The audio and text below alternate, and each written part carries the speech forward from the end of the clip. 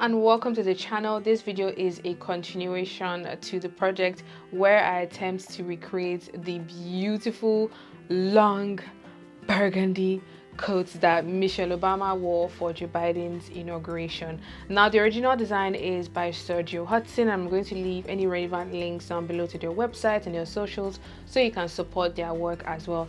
This video is my recreation and the design rights belongs to Sergio Hudson. So I just need to put that out there before anybody comes for me in the comments.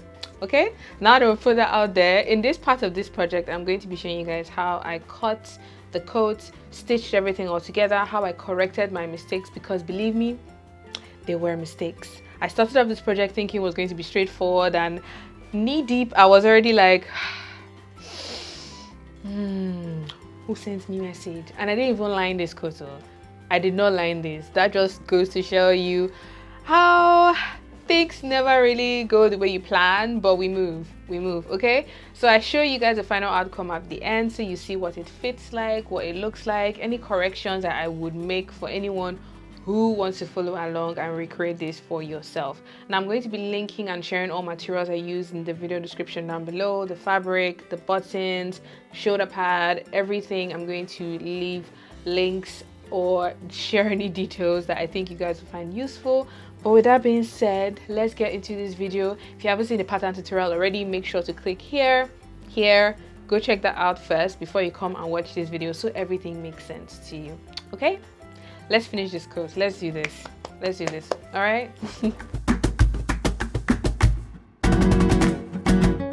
As mentioned earlier on, in the part 1 of this project, I shared how to create the sewing patterns from scratch using my own measurements. I ended up with a total of 7 patterns for the front, the back, the pocket, the facing for the front and the back, the sleeve, and I really broke down the process in such a way that it's easy to follow and easy to understand. So please check that out if you haven't seen it already, and I highly recommend you create your patterns with your measurement or that of your client for the best outcome.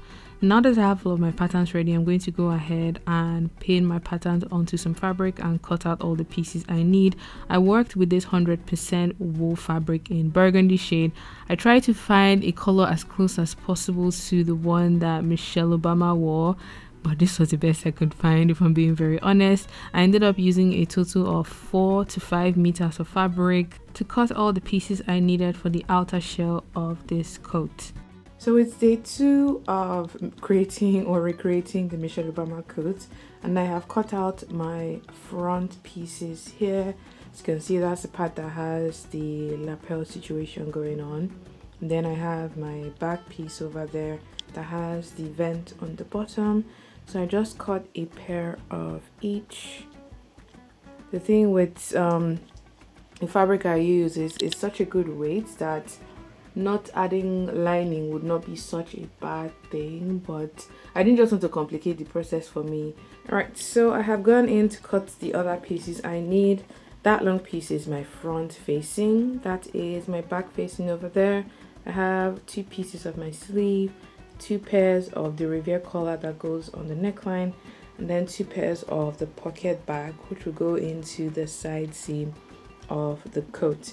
So I'm just going to go ahead and start joining everything together and update you guys as I go along.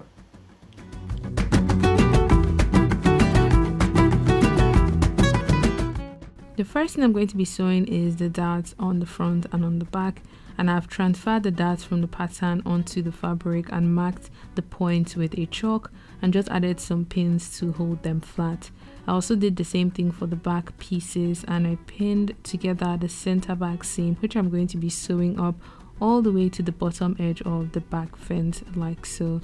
Now I'm going to take this to my machine and I'm going to be sewing using a normal straight stitch, stitching the darts on both sides of the front, on the back, as well as overlocking the center back seam after I'm done stitching that in place.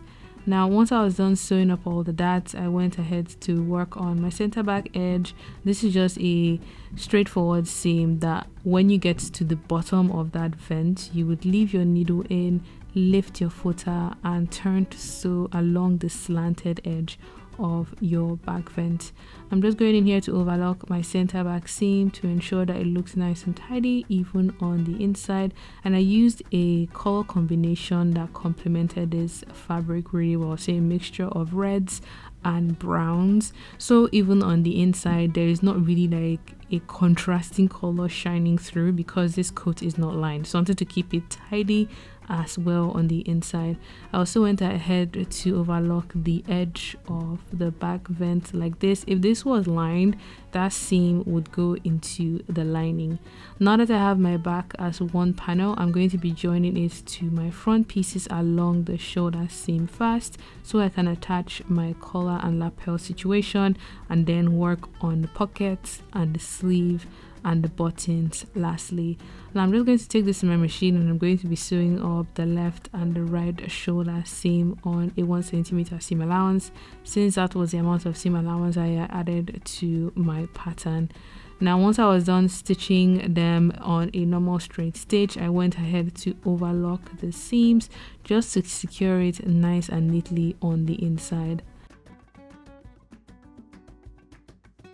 Next up, I have my collar pieces which I have put right sides together, and first I'm going to be sewing up the center back edges, and this is going to allow me to then connect the two sets together along the top edge.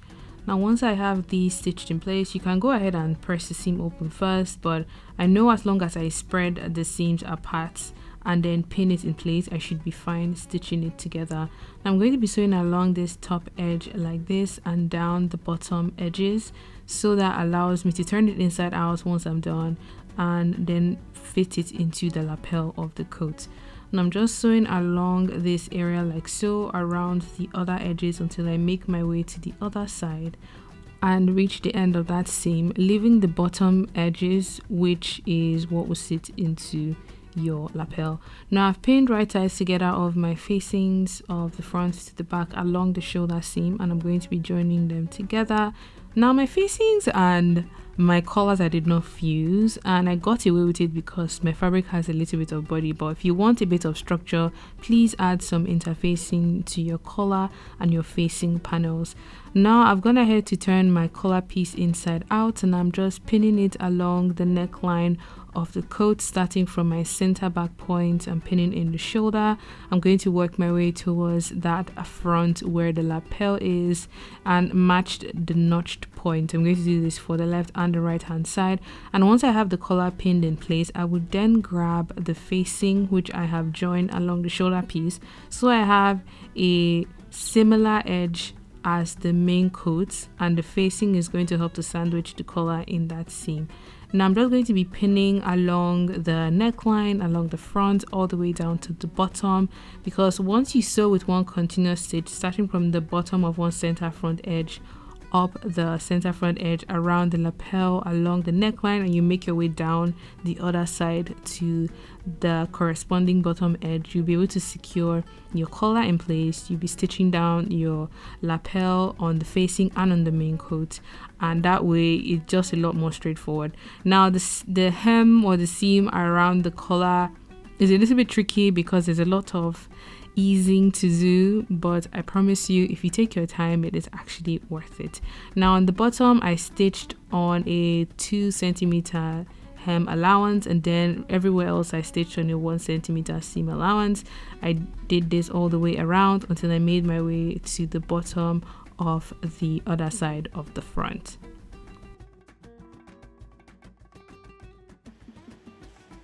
So I've just going to turn the collar and the lapel inside out, and straight away I can see I made a mistake with the shape of the collar here.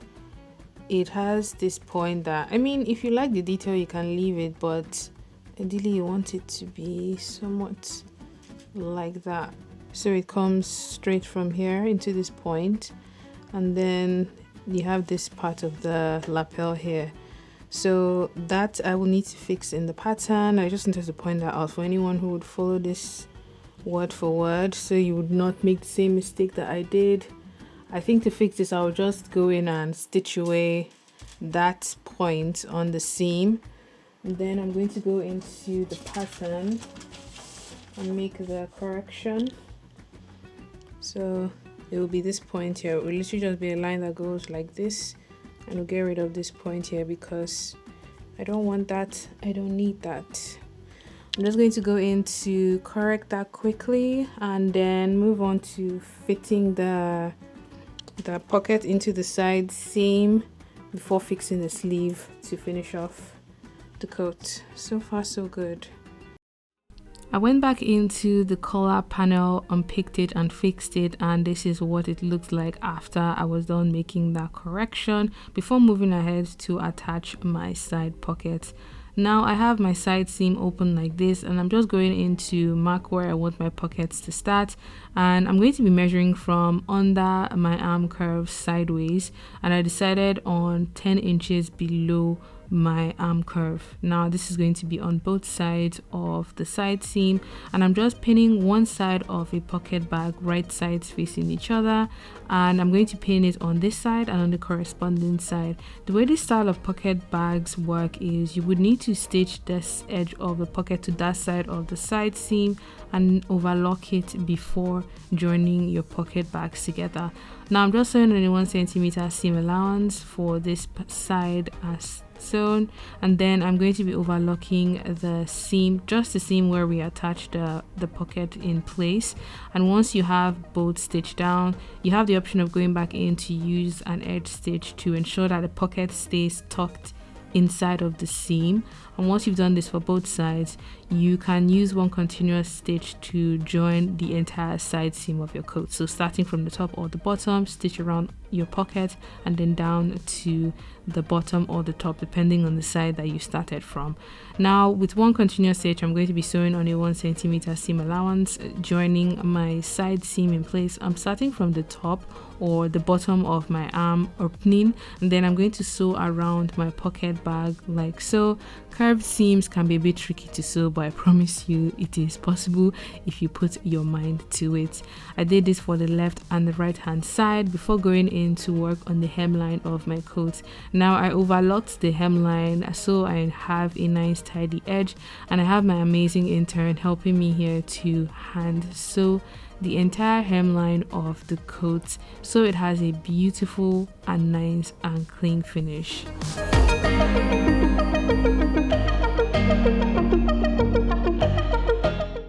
Alright, so I have quickly popped on the coat just to check the fit so far, and this is what it looks like. Let me just step away.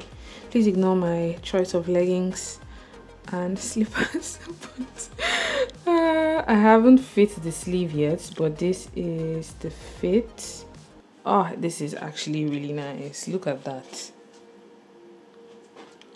I love the length, and it's something I could easily style as a dress. If I added like a few more buttons to like here, I could easily wear this as a dress. But according to the design, there was only a button around the waistline there, so that's what I'm going to go with. The lapel is beautiful, like the width. You couldn't really see the collar in her photo because she had hair that went down to like here, but when I looked at the catwalk images, I saw that it had like a collar lapel situation, hence why I added, hello husband, hence why I added a lapel there.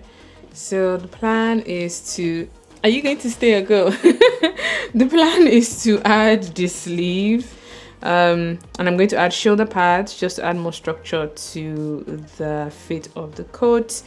And I'm actually not mad at it, even though it's not lined, it still has a little bit of body, and because it's wool, I know if I layer like a scarf and something warm underneath, I think it would be something I can possibly wear on cold days.